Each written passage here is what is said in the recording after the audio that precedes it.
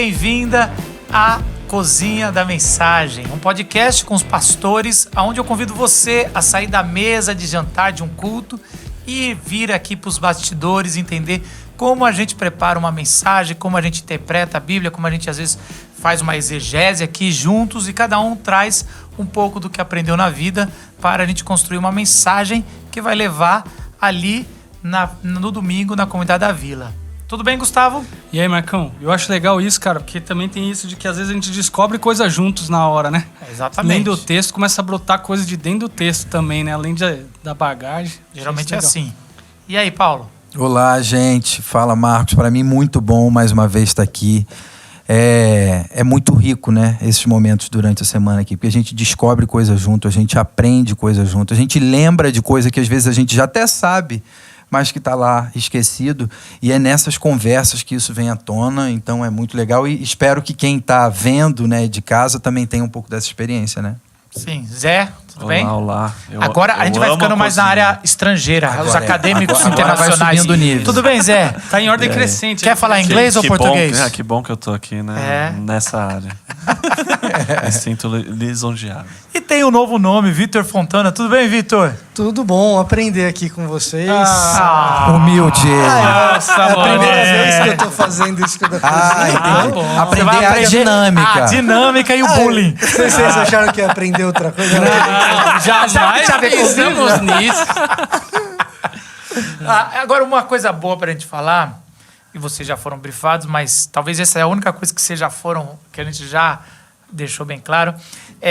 Não é uma série que a gente quer fazer apenas dos 10 mandamentos, que só aí já daria muito papo, daria para ter uma boa exposição bíblica, muitas coisas.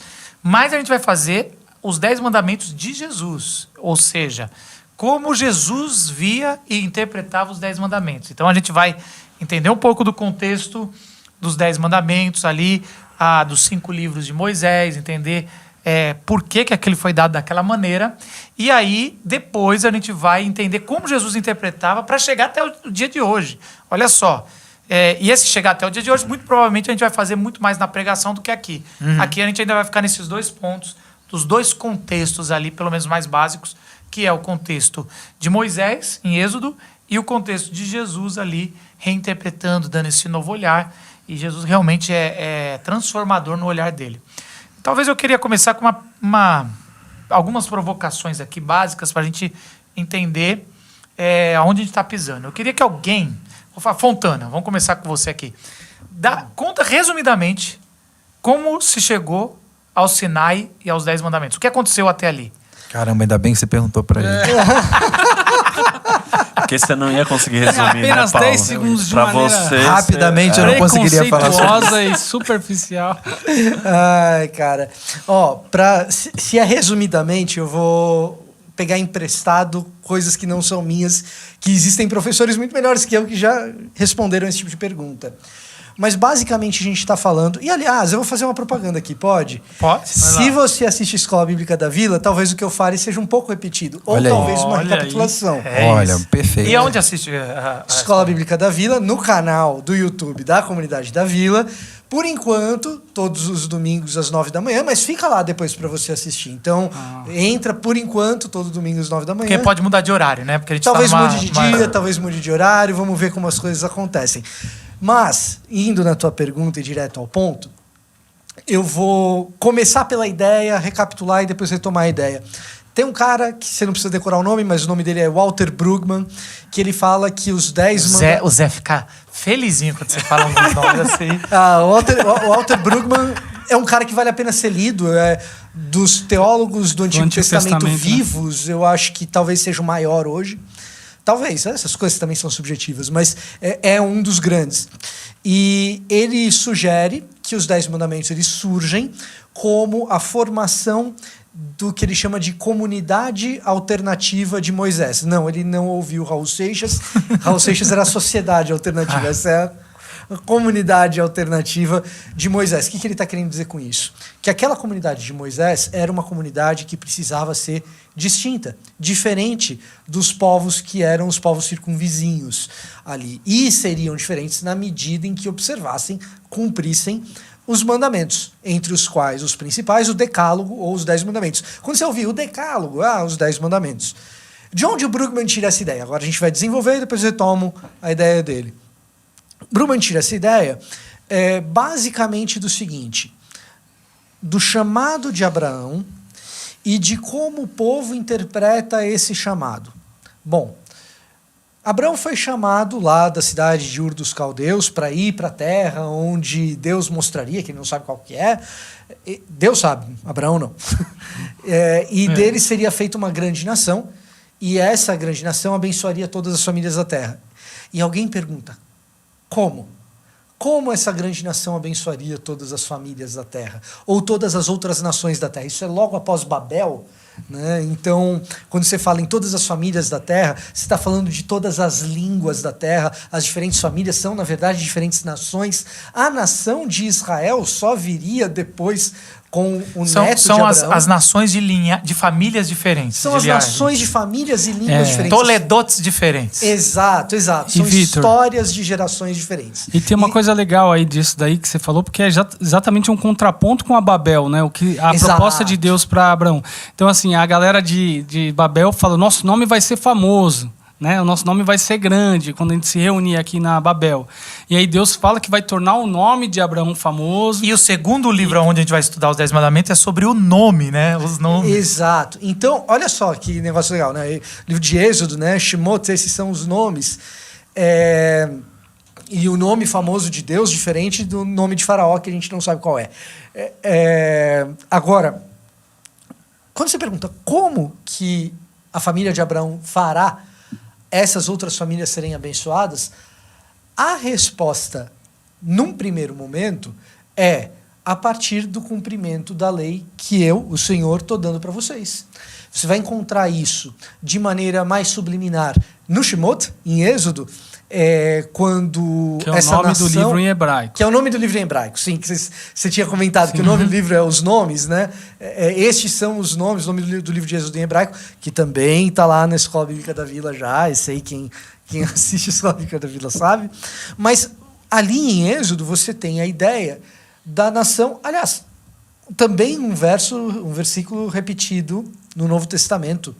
Pedro repete, né? Mas a ideia é de que essa nação é uma nação santa, separada, para ser uma nação de sacerdotes. Aí você fala, como assim uma nação de sacerdotes? Geralmente, sacerdote, você tem alguns dentro de uma nação inteira de sacerdotes? Sim, uma nação inteira de sacerdotes que fazem o trabalho de comunicar as outras nações, representar as outras nações diante de Deus e representar Deus diante dessas outras nações. Isso fica mais explícito em Deuteronômio capítulo 4, quando, dada a lei de Moisés, ele passa a Israel dizendo, esses são os decretos, esses são os meus estatutos. Se vocês cumprirem os decretos e os estatutos que eu dei, as outras nações verão e dirão, que nação sábia é essa, que tem mandamentos tão justos, ou um Deus tão próximo de si? E ali fica um tanto explícito que, por meio do cumprimento dos mandamentos, as outras nações olhariam para Israel e falariam assim, caramba, esses caras são diferentes. Esses caras, eles se comportam de um outro jeito. Daí o nome que o Walter Brueggemann usa para resumir esse conceito como uma comunidade alternativa. É um jeito alternativo de viver comunidade. É um jeito diferente do resto de viver comunidade. É um jeito que você trata bem o estrangeiro porque você já foi estrangeiro. É um jeito que você... Enquanto que o estrangeiro numa nação qualquer seria, talvez, principalmente na época, visto como uma ameaça, alguém de fora. Perfeitamente. Aliás, em Êxodo capítulo 1... Só naquela época, né? Hoje não. Hoje ninguém mais tem medo de imigrante em nenhum lugar do mundo, imagina. Né? Agora, em Êxodo capítulo 1, a gente vê precisamente isso da boca de Faraó. Esse povo dito de Israel, que está aqui no Egito, eles estão crescendo, e aí... Daqui a pouco eles vão se juntar com outros povos e vão nos dominar. Cara, é muito interessante o raciocínio do Faraó ali, porque ele chega e fala assim, pode ser que eles se juntem aos nossos inimigos. Essa hipótese que um estrangeiro pode ser uma ameaça é suficiente para o cara convencer o povo dele a praticar um genocídio. Então, a hipótese que alavanca o medo já é suficiente para você produzir uma comunidade genocida. A comunidade de Moisés ela é o inverso. Ela vai olhar para o estrangeiro e vai dizer: lembra que vocês foram estrangeiros no Egito? Então, vocês sabem como é sofrer como um estrangeiro, certo? Não tratem como vocês foram tratados ali. Mesma Empatia. coisa... E provavelmente isso vai voltar em um dos mandamentos, quando a gente ainda vai ver Perfeito. isso. Porque o mais legal é que a palavra no hebraico para estrangeiro é agar, né? Isso já abre uma janela gigante para a gente... Cara, então não trate bem Agar. Então toda hora que a Bíblia fala para tratar bem o estrangeiro, está falando trate bem Agar. Você fala assim... Caramba, não tem como não lembra da escrava. Que faz parte de quem você é, né? Da primeira escrava que foi um hebreu que fez. Sim, então tem isso. Que foi muito maltratada. Muito maltratada. Tanto pelo patrão quanto pela patroa, né? Exatamente. Agora, eu queria fazer umas provocações aqui mais. Esse é um jeito que a gente vai seguir, que a gente gosta, que é um jeito que faz sentido para nós quando a gente lê a Bíblia toda. Mas ao longo da história... E algumas comunidades interpretou diferente os 10 mandamentos. De forma mais resumida do que Sim, essa foi a versão resumida, né, do Fontana. Quais são as versões... O que é uma interpretação equivocada no ponto de vista de vocês, que tem um fundo de verdade, porque essas que são fortes, que se popularizam, que tem um fundo de verdade, mas que no final não vai dar o que a intenção verdadeira de ter sido escrita. Com os 10 mandamentos, que eu quero dizer. Então, assim, a gente pode levantar algumas, talvez, aqui? Eu vejo uma que até ao olhar para os 10 mandamentos, tem muita gente que olha para o restante da Escritura como se fossem imperativos nesse sentido, né? Embora depois a gente entra na questão que os verbos no hebraico, na verdade, nem são imperativos, né, a princípio. Mas, voltando aqui nessa questão, a gente vê como se fosse uma lei a ser cumprida, olha para toda a Escritura. E também, aí, claro, né, olha aqui para os 10 mandamentos e pensa nisso. Deixa eu ver se eu estou dentro da lei, né? E aí vai passando, vai fazendo uso ali. Isso aqui eu não estou Mas não é mandamento? Eu vou fazer o advogado aqui. Da má interpretação. Não é mandamento? Não é que tem que ser, então?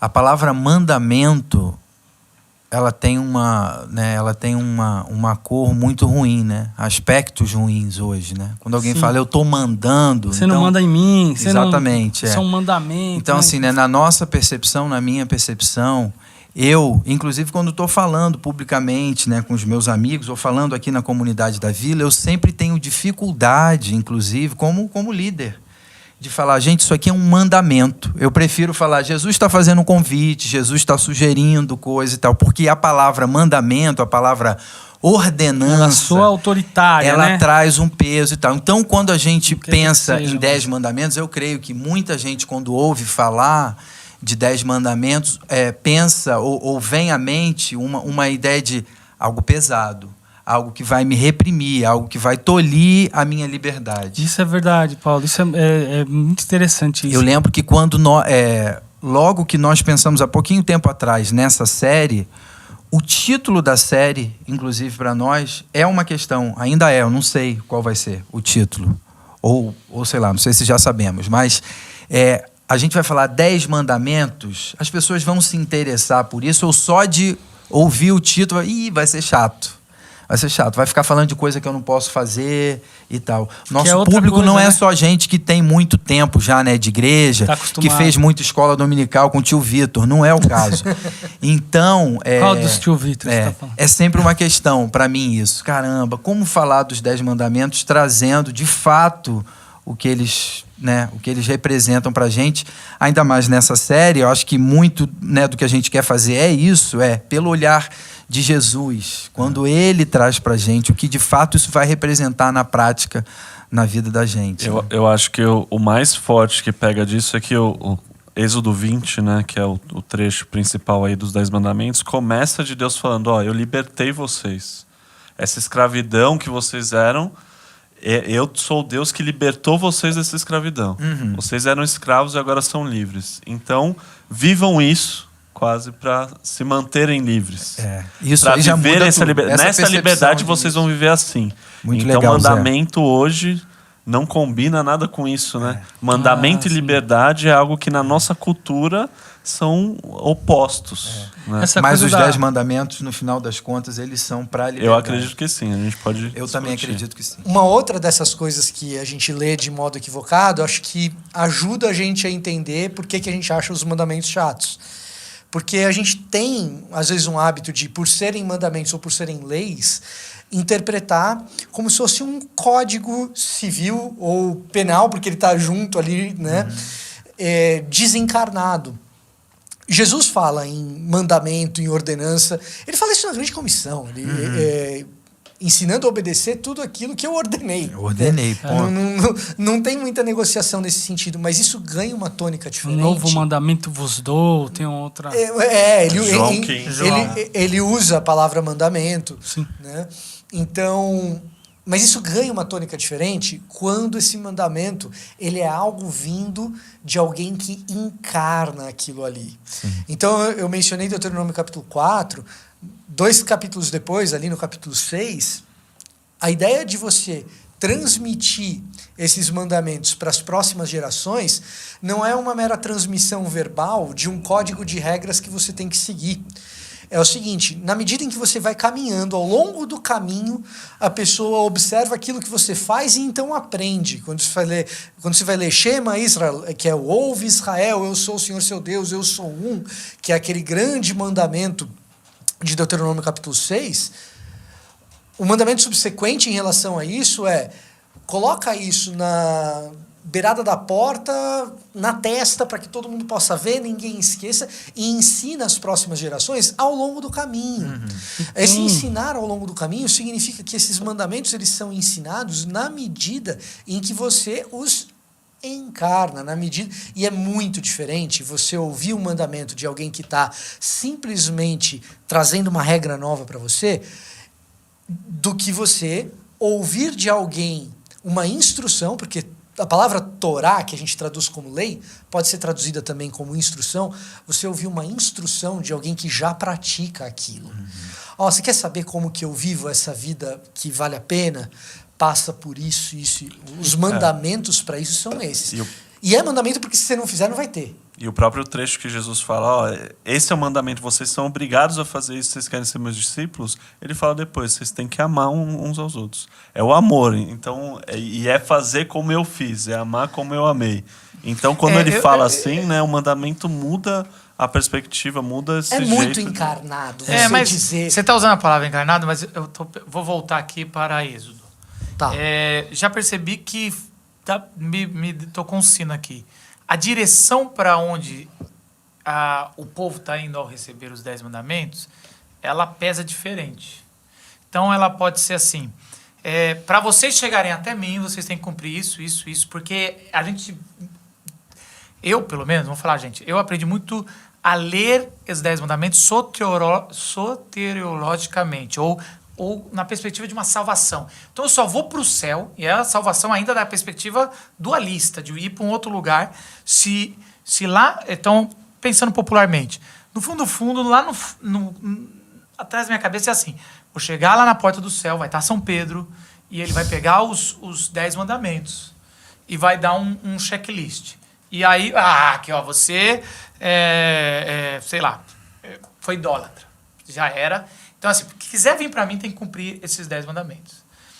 E o que dá uma outra visão, eu vou enviar vocês, as nações, que é o contexto que você passou antes.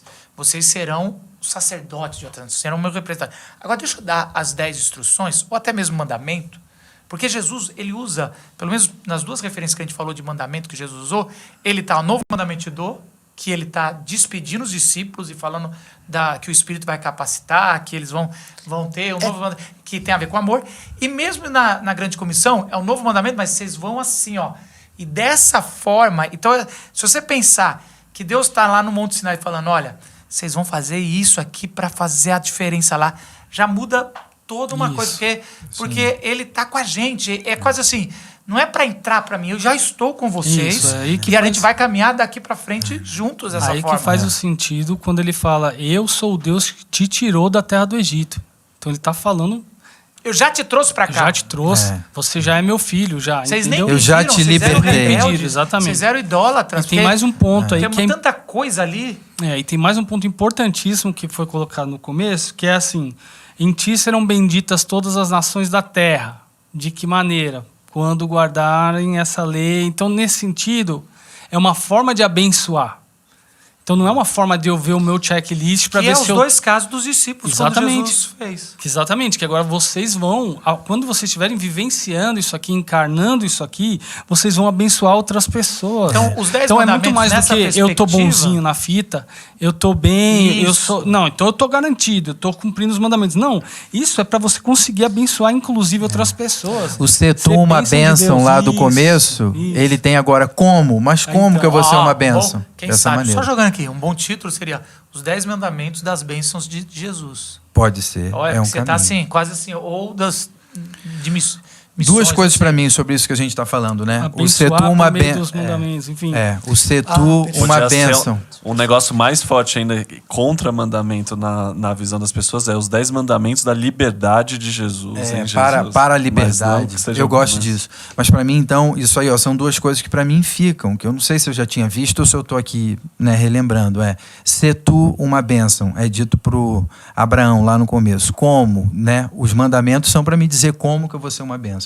E é um envio zeloso que tem diretriz. Como que eu vou fazer? Né? Eu estou agora numa nova situação que eu não conhecia. É liberdade, mas eu não sei o que vem daqui para O frente. que eu conheço é o Egito. Então houve Né? esses mandamentos aqui, que isso aqui vai te dar O que eu conheço é o Egito, mas é eu um fui envio tirado. zeloso de Deus.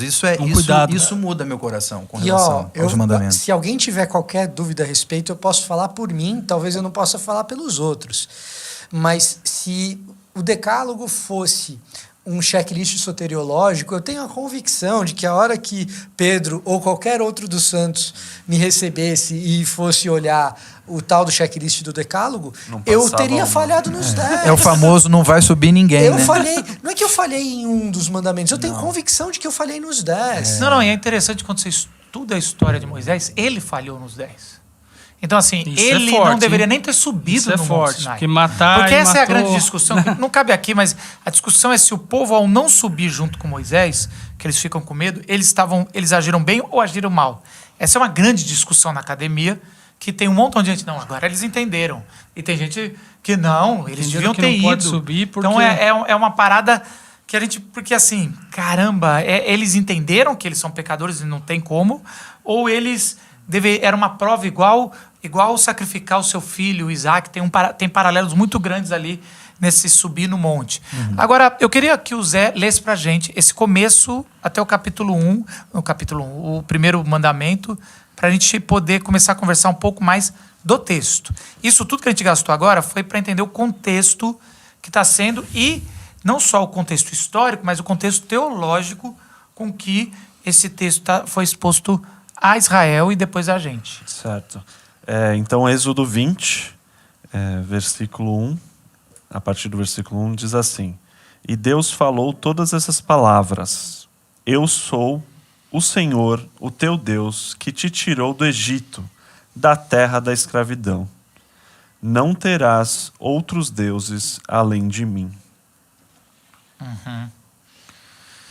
Me parece que é interessante. Só um pouquinho mais de contexto. Moisés subiu sozinho, e ali no texto, tem 7 subidas de Moisés no Sinai, que está dividido muito mais de forma literária do que Moisés subiu 7 vezes.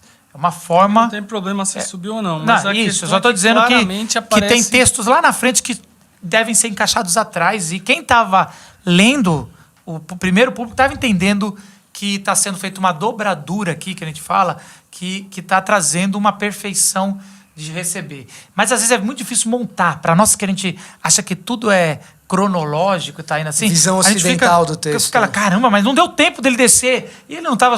Então, assim, às vezes a gente vai ver essa forma de narrar, é uma experiência tão mística, tão maravilhosa, porque tudo aquilo ali está representando o Éden. Então, quando o casal foi expulso do Éden, diz o texto que foi colocado como uma espada que balançava sozinha, de fogo.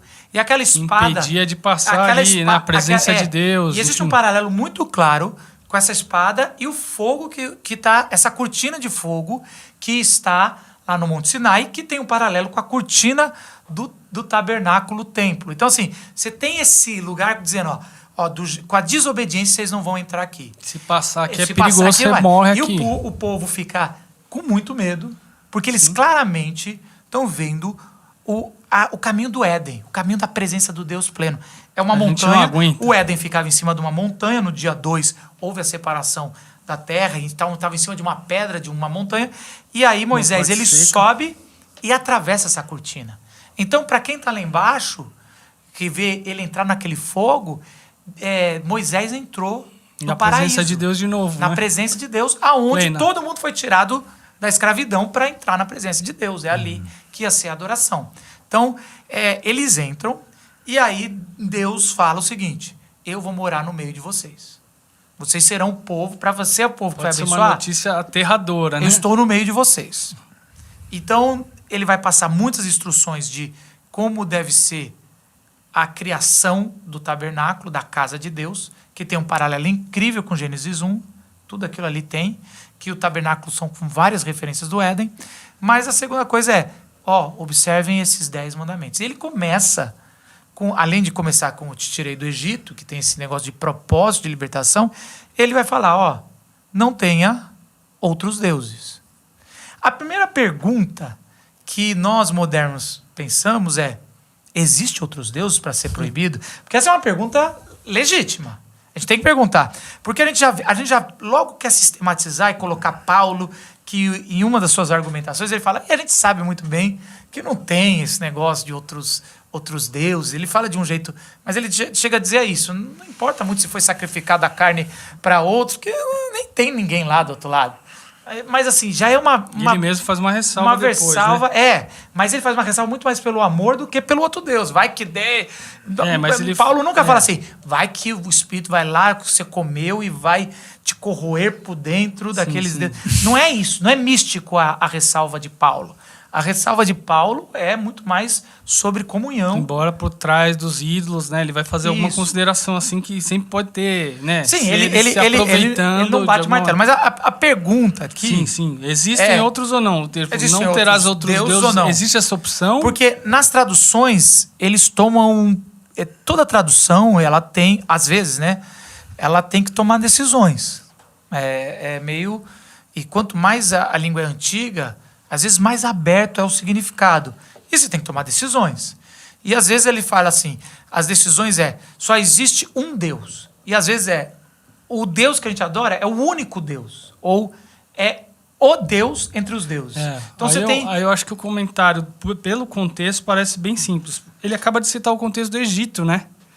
E ali, claramente, é uma terra de muitos deuses, né? O Egito sempre... E a experiência do povo ali... O Egito sempre foi baseado em várias cidades dedicadas a tal deus, a outro deus. Tem os deuses das coisas, tem, né, de cada coisa. Então, assim, eu acho que quando ele invoca a questão do Egito ali, ele fala, não terá outros deuses além de mim, né? Até a própria saída, o êxodo, é uma questão de batalha de deuses, né? Os deuses do Egito contra o Deus criador, e de alguma maneira é o que ele está falando. Lembra de tudo que os egípcios viram lá, e vocês viram também, né? Que não era algo normal, não era algo simples tirar um povo dali do jeito que aconteceu, e eu fiz isso. Então só lembra de quem fez isso, né? E se ele fala que lembra disso, é porque ele sabe que a nossa tendência de esquecer e de colocar qualquer outra coisa no lugar é muito grande. Eu acho isso também um carinho de Deus, uma forma amorosa de dizer, cara, frequentemente você vai ser tentado a isso, né? Que aí, às vezes, essa coisa da idolatria, a gente tem assim, não, eu jamais teria outros deuses. E, de repente, você vê que é muito mais sutil. Mesmo né? não estando mais no Egito, né, politeísta, você vai continuar tempo. lidando com essa questão. Eu não estou indo mais num templo, mas eu posso elencar para mim outro objeto de adoração, que não seja um objeto físico, que seja um conceito, que seja uma ideia. Eu ainda não estou satisfeito. Eu quero fazer ainda mais provocação, porque me dá a impressão... Na questão dos outros deuses? Me dá a impressão que essa resposta, ela se encaixa mais no segundo mandamento. É que, eu vou te falar como eu penso, tá? E como eu penso, não, pelo menos como eu pensava, até pouco tempo. O segundo mandamento é de criar ídolos. Ídolos. Então, assim... Fazer as imagens. Se, na se verdade. é imagens, assim, ó, né? aqueles deuses do Egito nem existem, mas estão cheios de ídolos, de gente adorando, então não cria, não cai naquela dos egípcios. Entendi, O segundo, você ele tá cai. dizendo. O primeiro, ele é mais... Ele é mais alicerçado em coisas mais profundas. Então, vai lá. Então, assim, eu comecei a entender muito bem. Assim, uma das coisas que me ajudou a entender um pouco mais esse primeiro mandamento foi perceber claramente que Êxodo, que no hebraico é os nomes, né? E praticamente ele vai dar o nome de Deus pela primeira vez ali, Yahweh, e nem cabe a gente discutir, mas está lá o eu sou, que ele vai repetir de novo, eu sou o seu Deus ali, que ele fala para Moisés. E aí, a gente tem que lembrar que antes não tem ninguém, tem o nome. E antes, o nome ali na linguagem semita é Elohim, que é plural já. Deuses, o in né? Os seres. Então, a gente traduziu como Deus, que já é o plural, Deus, minúsculo, né? Deus. E depois eu comecei a ter outras propostas de hebraístas, que é entidades ou conselho celestial, as estrelas seres celestiais, porque espirituais. tem muitas estrelas, eram seres espirituais, assim, na figura mais visível ali, os corpos celestes. E aí você tem, lógico, com o tempo vai começar a falar, ele é o artigo, assim, quase que o Elohims, como se fosse o deuses. Como que é o deuses? Entre os seres espirituais, ele é o principal. O Deus dos deuses. Depois, como tudo se resume, parece paulista, chama Josué de Jô, Maria de Mar. Aí começou a chamar de El, em vez de Elohim, chama El. El virou Deus também. Parece paulista. Eles também começaram a resumir os deuses para D. Aí você tem ali uma abreviação que é El para Deus, mas também é uma versão resumida. Então, por que eu estou querendo dizer aqui? Por que eu estou fazendo esse negócio todo? Me dá a impressão que para eles vocês sabem que tem outros seres espirituais aí e que eles estão muitos nos comandos aqui, estão sendo adorados e eles estão agindo. Não, estão literalmente no comando. Vamos trazer então um pouco de... Você entendeu a minha linha aqui? Entendi. Assim, ó, vamos... Eu não entendi, tá, gente? Você que está em casa, eu não entendi. Mas o Vitor então, agora vai tentar nos eu suponho que eu explicar. tenha entendido. Eu suponho que eu tenha entendido. Olha só. Quando você fala a palavra Elohim, e ela aparece no texto hebraico várias vezes, às vezes ela quer dizer deuses. Ela não está se referindo ao Deus de Israel. Às vezes Elohim aparece como deuses no plural. Às vezes ela está se referindo a esse conselho divino que você mencionou. E às vezes ela está se referindo ao Deus de Israel. E quando isso acontece, a gente entende que é um plural majestático, que é esse treco que você explicou do Deus dos deuses. A gente está usando um plural que evoca a majestade de Deus sobre todos os outros, que é precisamente o papel de El nos panteões cananeus. O que é panteão cananeu? Panteão cananeu é o seguinte: entre os pessoais é ótimo, mas entre o pessoal de Canaã, os diferentes povos ali... Então, ó, já tem um contexto egípcio, que é o que eles saem, e aí tem o que eles estão entrando, Canaã, que é o cananeu. pra onde eles vão. Os cananeu, isso. É tudo ruim. E Canaã para onde eles vão. Referências não são boas. Ali no contexto de Canaã, é comum chamar de El o principal deus das muitas divindades naquela região. Então você vai, por exemplo, na região de onde veio Jezabel, que é Ugarit, na cidade de Ugarit, de onde veio Jezabel, que se casou com Acabe, inimiga de Elias. Isso, exatamente. Ali, El é o chefe, e abaixo de El tem Baal e Azerá. Aliás, é uma história, é um romance incrível, no qual Baal rouba Azerá de El. Azerá é mulher? Azerá é uma deusa. Uma deusa. É o casal que vai ser adorado por Acabe no Reino do Norte e tal. Beleza. Fechado esse parênteses... Isso é Epopeia de Gilgamesh ou o quê? Aí são histórias ugaríticas mesmo. Já ugaríticas. Tá vendo isso, Zé? Agora Que puxou o riqueza. negócio Nossa aqui, gente. senhora, A gente hein? Fala aí, Renato, você que tá aí nos você tava achando que bastidores. você não tava me entendendo? Valeu, Paulão. Você não conhecia o Não, ponto. são Você as cutucou histórias, as as feras. histórias. Vamos lá, seguindo. Não, e aí o que acontece? Que antes a gente não tinha contato disso e recentemente foi se descobrindo muitas coisas, foi Isso é traduzindo. coisa recente. tábuas, Às vezes é. na cozinha a gente lida com os temperos, tem que experimentar É, umas meu coisas irmão, porque... aqui o tempero tá como? Agora veio uma páprica aqui, pelo amor de Deus. Páprica picante. Deu uma engasgada. Mas, ó, resumindo a obra, a gente dificilmente consegue extrair somente usando os nomes de divindade Sim. o que o texto bíblico está querendo dizer com cada ocorrência desses nomes. A gente vai precisar dos contextos em volta. Ler ali o texto inteiro para ver do que está sendo tratado como Deus ali. Nesse caso específico, de não ter outros deuses perante mim, existe aqui um desafio profundo sobre a realidade que eles acabaram de abandonar. Por quê? Porque tem outro Deus, esse outro Deus é muito completo, ele tem nome e sobrenome e a gente só não sabe qual é. Faraó é Deus. Faraó é Deus. Então, quando fala você não vai ter outros deuses perante mim, você não vai ter qualquer outro tipo de autoridade que não venha de mim, que não seja eu mesmo. Tá? E aí tem a referência antiga e a referência nova, não é nenhuma delas. Antiga, Egito, Eu tirei a vocês, referência né, nova, debaixo do domínio daquele. E eu tô te levando para um outro lugar onde tem, entre aspas, na cultura, um outro dominando e você...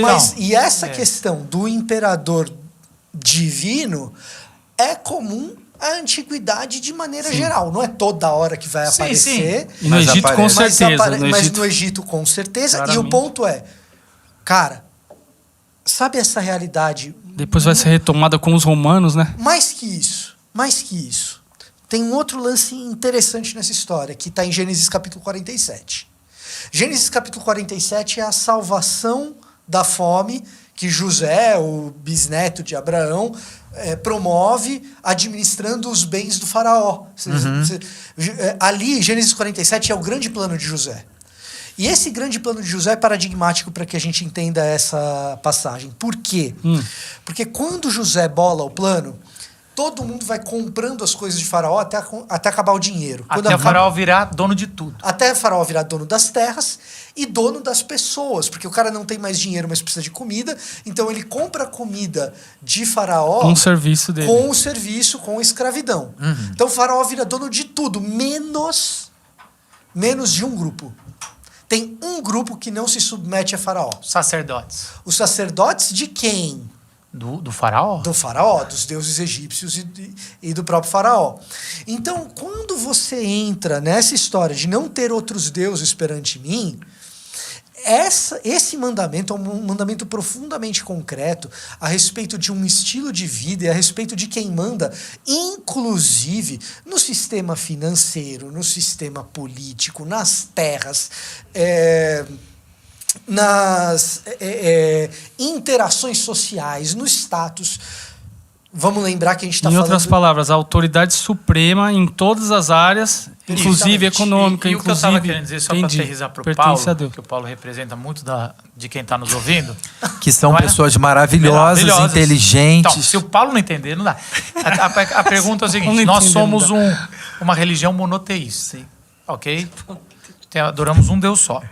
E aí isso pode significar duas coisas. Somos monoteístas porque só existe um Deus. O resto é tudo uma invenção nossa, ou é a gente que adora coisas, e aí está muito mais no campo da idolatria. Foi quando eu provoquei o Gustavo aqui dizendo, será que isso aí não é só... A gente tem esse discurso. Seria resolvido no esse segundo discurso já está mandamento pronto para nós ocidentais modernos. Mas talvez o primeiro mandamento seja mais que Só isso. que outra coisa só tenha um Deus, porque você vai encontrar outros seres celestiais e eles vão ser tentadores demais. E eles vão fazer favores, E eles eles vão vão fazer exercer poder. vão fazer nascer brotar frutos, eles vão fazer Eles vão te vocês aquecer, ganharem guerras, eles vão te iluminar de noite. fertilidade, vão fazer você ter Tinha descendência. essa questão também, né? Você entrava numa terra e você tinha que agradar o Deus daquela terra para que aquela terra nova que você entrou desse a colheita. O Baal, né? o Baal Isso, é Baal. o Deus. Você vai ver várias vezes Deus, quando quer atacar Baal e os cananeus, você vai ver não chover. Você vai ver a fertilidade quero ver da sendo tirada, fertilidade não ter sem- filhos. cadê o Deus da fertilidade? Terem dores, os homens tendo dor no pênis. Tem umas coisas meio assim que vai sendo encobertas nas histórias, mas são histórias muito interessantes como a gente vai vendo isso. Que é o que aconteceu no Egito, né? A área de determinado Isso não, Deus não foi nos a área... deixa de ser monoteísta. Então, algumas conclusões aconteceram na história da igreja de chegar que é óbvio que só tem um Deus porque não existe outros deuses. O resto é tudo fake, fruto da nossa imaginação e de idolatria. E a minha pergunta que eu quero deixar não está tão fechada assim, pelo menos o que eu tenho experimentado, existe um mundo espiritual muito mais complexo, mas que foi nos revelado quem é o Deus verdadeiro e o único que pode ser adorado. Porque outros seres espirituais, que são os anjos, às vezes eles falam, não me adora. Não cai nessa que eu sou anjo. Então você vai ver lá em Apocalipse. Tem outros que acabam aceitando isso, outros né? que aceitam, mas são dúbios, porque eles... E daí é uma outra... eu só queria... Outra abertura aí, que seria uma coisa que ele é tão representante de Deus que ele é o próprio Deus. Sim, ali, aí é diferente. Aí tem o outra anjo do tese. Senhor. Aí tem outra coisa. outra tese para isso, né? Que é um mensageiro e não necessariamente um outro ser celestial diferente de Deus ali. Mas o que eu queria dizer nesse sentido... até já esqueci aqui. Cara, olha, o que fica pra mim gente, eu sei que talvez eu esteja indo rápido demais, mas é assim, vocês são o meu povo, libertos por mim. Talvez quem ouça agora, ouve e fala, eu sou desse povo, eu faço parte disso, eu sou liberto. No entanto, esse mandamento, ele nos orienta no seguinte, você continua lidando com essa questão, você precisa tomar cuidado com isso. Um mandamento para a sua liberdade. Outros deuses. Sim, aí eu lembrei uma coisa aqui do que eu ia falar, que é isso da autoridade, né? Então, por exemplo, Jesus ele chama Satanás de o príncipe desse mundo. Então é interessante, né? Tem outros textos que vão falar, né, dos principados e potestades. Então, em nenhum momento, nem o Novo Testamento, nem Jesus, ele nega que existem autoridades, e, inclusive, dá a entender nesse mundo tenebroso. Forças. Né? A luta de vocês, depois em Paulo, lá, não é contra a carne nem contra o sangue, mas contra os principados e potestades. Nesse mundo. Então, o que dá a entender é que assim, vão ter poderes e autoridades que vão poder, inclusive, como lá em Apocalipse, fazer sinais que enganariam até mesmo os escolhidos, em outros lugares vai dizer isso. Então, dá um pouco a entender essa ideia. Só que não se engane, porque tem um só que é esse Deus Salvador, tem um só, né? Libertador. Esse Deus cujo caráter é formador de um povo, esse Deus cujo caráter não muda, esse Deus que não é um Deus como, por exemplo, a gente vai ver numa mitologia como a grega, que até então não tinha tido esse contato, mas que depende do capricho. Hoje eu estou de mau humor, aí eu mando um monte de raio. Né? Hoje eu estou de bom humor, então eu vou favorecer alguns. Né? Enfim, então dá a entender isso. Existe um Deus que é confiável, não tenha outros deuses. Lembra que eu sou o que te tirou da terra do Egito, eu tenho esse caráter salvador, eu tenho esse caráter de resgate. Vocês não me pediram, mas pela minha graça, eu, né, de alguma maneira isso. Então isso é muito interessante. Eu fico imaginando, tanto hoje no contexto de outras religiões, ou até principalmente na época, né? Questão assim, por que um só? Por que vocês, né? Muitos falam isso. Não, é um mas isso nem era desperdício, cogitado. né? Mas tem... Nem era cogitado. Então, mas, as tipo, culturas monoteístas eram tão exceções. melhor, né? Talvez, sei lá, a pessoa é tão melhor, eu tenho várias possibilidades, tem cada específico. Para né? cada assunto, né? Tem a questão por que um só, né? Então acho que pode ser que alguém esteja ouvindo pensando nisso, né? Não, e é interessante, por que a gente tira a ideia de Paulo? Porque Paulo está tão convicto que todos esses deuses foram destronados com a cruz e a ressurreição, que ele é muito convicto, acabou. Para ele já foi consumado, o reino chegou. Então, assim, ele efetivamente tem... Na sua teologia, autoridade. não é o nosso caso pensar a teologia paulina, mas é isso que chegou para nós. essa convicção que é quase que tá tudo... Mas a gente sabe que também, por um outro lado... Isso é ainda pós-cruz, não. né? Já e ainda não, né? Ainda tá... O grande problema é que, para Paulo, isso é muito evidente, mas mesmo no cristianismo pós-paulino, essa questão ela persiste, porque quando a gente chega no final do primeiro século, a gente vai ter a igreja sendo tentada a adorar Faraó com outro nome César. Né? Mas é Faraó com outro nome. Todas as cartas gerais é para falar, ó, cara, no que vocês estão fazendo, gente? Todas as cartas às igrejas do Apocalipse, com exceção da igreja da Filadélfia. Todas as cartas às igrejas do Apocalipse, elas têm uma conotação de não se deixar seduzir pelas diferentes manifestações de diferentes divindades que aparecem no contexto do primeiro século do Império Romano. E entra aqui até a nossa proposta de lidar com Jesus, né? E hoje, a partir, né, dessa perspectiva do primeiro mandamento, e hoje muita gente toma isso para si falando assim, Jesus mesmo não seria a favor disso daí, de vocês. Não, eu tenho Jesus como alguém que eu gosto, mas é alguém entre outras pessoas. Jesus era um sábio, era alguém que não pregaria isso que você talvez está pregando. Bonzinho que ele é super bonzinho não se e tal. preocupa de dividir. E aí, como que a gente fala, né? Quem que é esse Jesus? Como a gente apresenta Jesus a partir desse primeiro mandamento, né? O que Jesus falaria sobre esse mandamento? As próprias palavras dele já mostram um pouco, né? Esse Deus, né? Você vê João colocando como aquele que estava no princípio, né? Estava com Deus e era Deus. Então, é um caráter identitário, né, dessa figura divina, de quem Deus é, quem é o seu caráter, como ele se revela e como ele se manifesta de maneira plena em Jesus Cristo, de uma maneira... Então, assim, e por isso que a mensagem era impopular nesse contexto romano, né? Pô, tem tanto Deus, e o que custa aí? Dá uma dobradinha de joelho aí para César... E não evita dor de cabeça. E como sabe? que isso é questão de hoje, né? Total ainda. Como é que você vê hoje, como por exemplo? Até legal falar. Como é que a gente aplicaria na mensagem isso, Paulo? Pensar em idolatrias hoje. Como é que é? Certamente esse seria um exercício que eu faria se eu fosse pregar nesse dia, né? No que eu proporia, eu tentaria pensar que deuses são esses, né? O que a gente coloca nesse lugar, né? Como é que a gente lida com isso? E essa nossa dificuldade, né? De o caminho, a verdade, a vida. Isso não é exclusivista demais? Isso não é... Ele é. Né, até para pretensioso. fazer uma junção aqui com várias coisas que falou, você tem a turma dos sacerdotes ali do faraó, Essa eu não entendi, esse ponto aí que vocês trouxeram. muito interessante. Qual que é a tese nisso? Não, é porque, se você perceber ali no finalzinho de Gênesis, a solução de José, ela faz o faraó ficar muito mais um deus do que antes.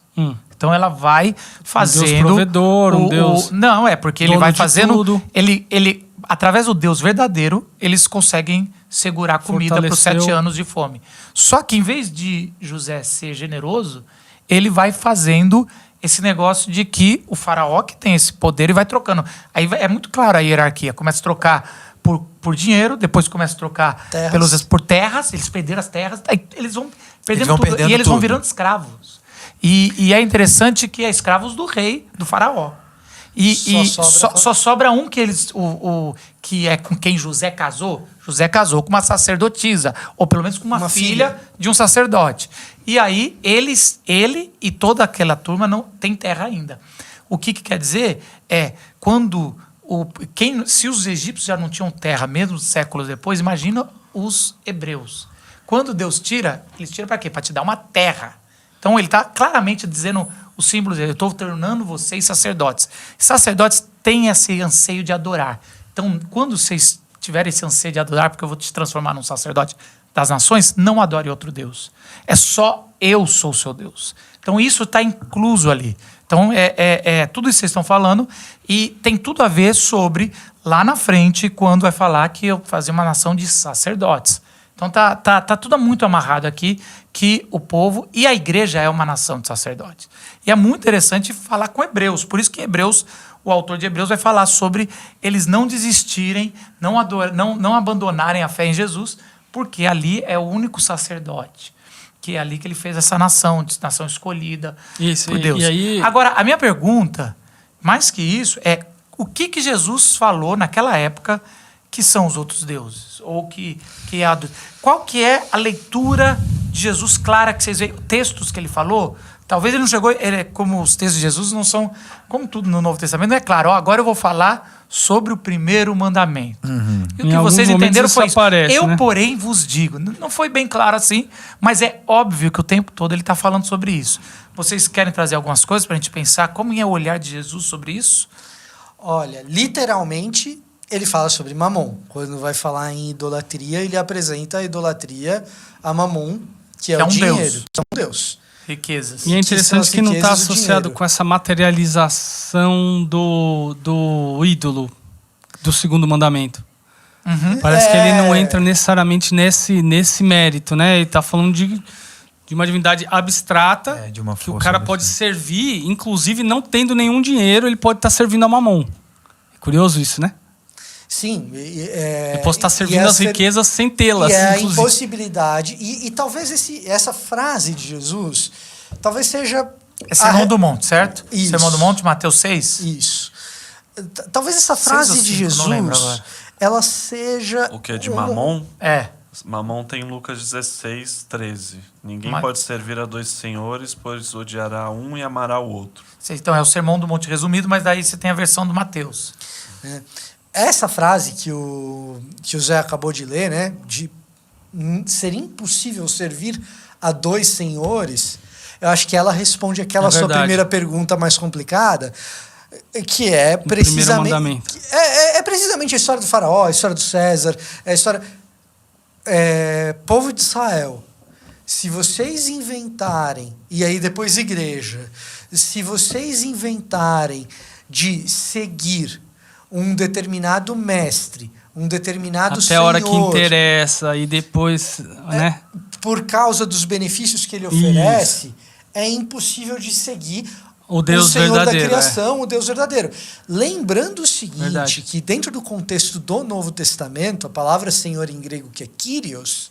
É o mesmo título do imperador. É o mesmo título do imperador. Então, ou você vai ter o Kyrios, que é o imperador, ou você vai ter o Kyrios, que é a palavra usada para traduzir para o grego o hebraico Yahweh. Na Septuaginta. Né? Então, notadamente... Está divinizado e está... Notadamente existe uma disputa aí. Ou você serve o dinheiro, que é um senhor, ou você serve César, que é um senhor, ou você serve o Senhor da criação.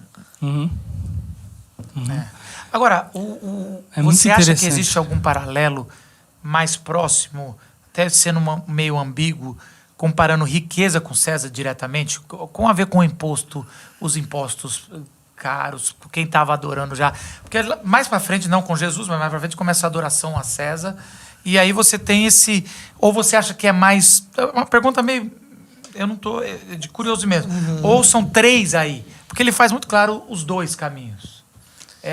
E ele vai de Mamon. Depois, em outro texto, ele vai falar pagar imposto, esse é o rosto que está aqui, quem é a imagem que está aqui, dá a César que é de César e dá a Deus a sua imagem que é de Deus. Riqueza para quem tem. E aí talvez a gente vai falar sobre isso no segundo mandamento. Né? A adoração a César explícita, e em especial a adoração a César mandatória, ela é de fato posterior a Jesus, mas o César divinizado em Augusto, ele já é.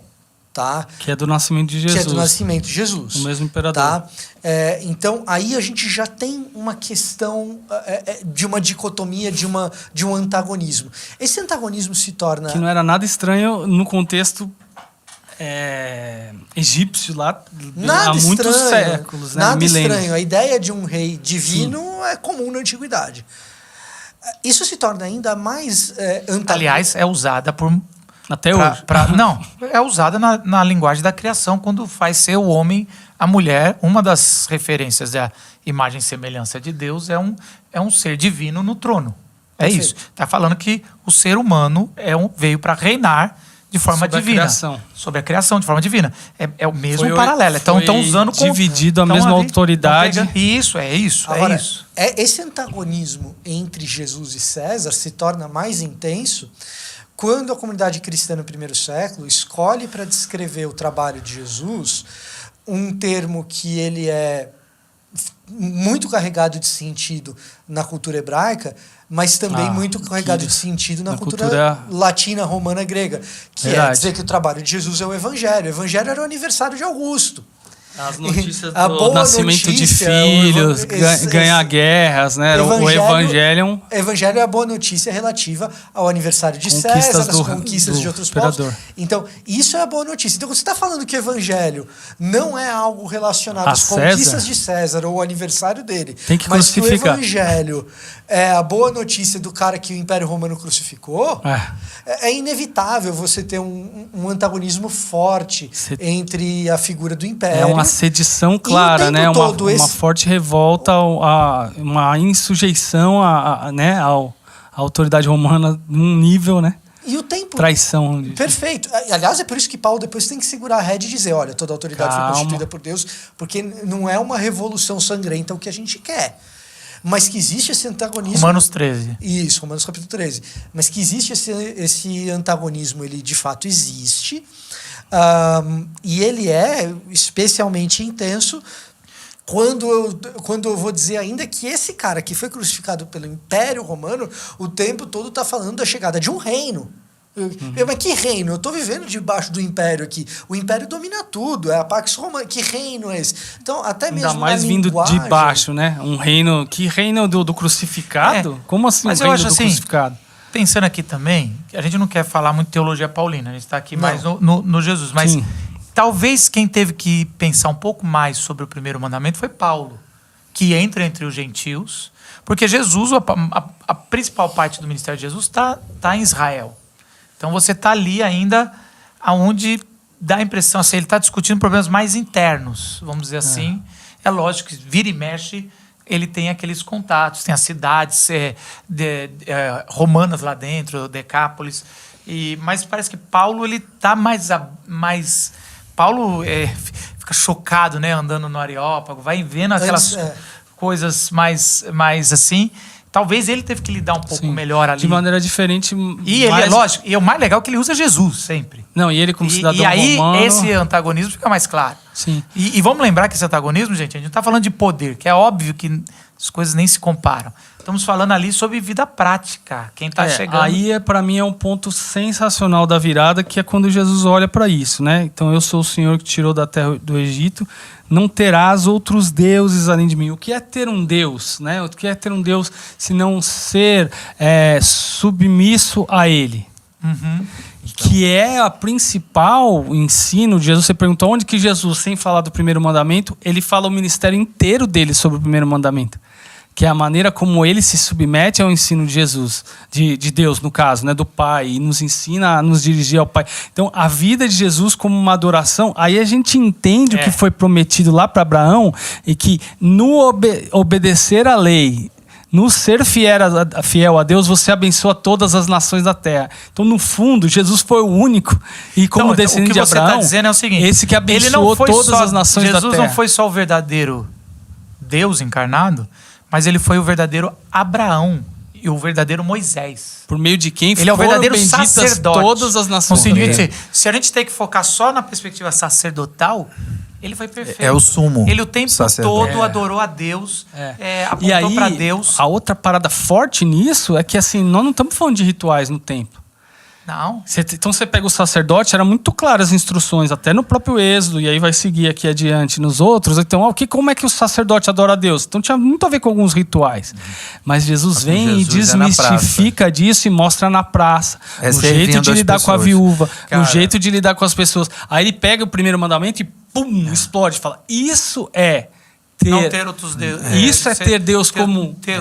E o resumo quando ele diz ama a Deus sobre todas as coisas, verdade, e ao próximo como a ti mesmo, que aí depois ele traz ao próximo como eu amei vocês. Ou amai uns aos outros como eu vos amei, né? Depois isso é um Deus chamado 15. Ego, né? Egocentrismo, egoísmo, que é quando não é sobre você, é a Deus... Sim. E ao próximo. E aí é muito legal você quebrar essa lógica tipo do ritual, que o sacerdote era bom pra caramba, E ele fala assim, ó, então, só que a verdadeira adoração, o que o ritual está fazendo, a santidade que o ritual exige, é a santidade que eu tenho quando eu chego perto de alguém que está com um problema. Quando eu chego perto de alguém que está com uma situação de vulnerabilidade. É esse nível de sacralidade. É esse nível de sacralidade que você tem que ter. Caramba, eu tô mexendo com coisa santa aqui. Eu não posso pisar, eu não posso sujar minha mão num sentido de contaminar, esse ritual, ferir. eu gosto da palavra do service, quando a gente vai estar nos Estados Unidos, que é o culto, que é o serviço, que é do hebraico também, sobre o serviço que a gente faz a Deus, né? Esse novo ritual que é o serviço, servir. Então, Jesus não veio para ser servido, para receber culto, mas para servir. Quase como assim, fazer o papel sacerdotal. E aí, por isso que é bendita todas as nações da terra. Isso, e é espetacular como ele... o ministério dele, eu gostei disso. Eu acho que eu vou ficar com esse aqui, para a gente começar, para a gente encerrar, que é o evangelho é o primeiro mandamento. O registro do evangelho. A vida de Jesus é o primeiro mandamento. Ele é o sacerdote, ele é o que está falando. Ele mostra Deus como adora a Deus. Ali, como adorar a Deus, que é o único Deus. Ele não tem. Por isso que ele fica tão indignado com o discípulo quando pergunta: mostra-me o Pai. Isso aqui é o mandamento número 1. Eu não parei, você não está me vendo? Quem vê a mim, vê o único Deus. E Paulo vai fazer aquela versão do Shammai, muito interessante. Que é Deus só é um. E Jesus também está ali como o único ali. Não estamos no plural, estamos no singular. Ele é o único Deus, não terás outro Deus diante de ti. E Jesus... e o Pai somos um. Não, isso, mas eu gosto assim, Jesus podia falar, eu estou aqui, eu sou o único Deus. Não foi assim. Isso, as pessoas demoram para entender. Ele fala, não, é só Deus. E a gente... Peraí, buga, né? Tá falando do Pai, tá falando você não é Deus. Então, aí tem uma linha grande, vai falar. Mas aí tem duas pessoas. Então é o Pai, é o Filho. Não, mas ele falou dele, mas ele tá... E é muito interessante, desde o jeito que Jesus brilhou no Monte da Transfiguração, o jeito que a coluna de fogo desceu sobre os discípulos em Atos 2. Você vai ver claramente que Jesus é o único Deus.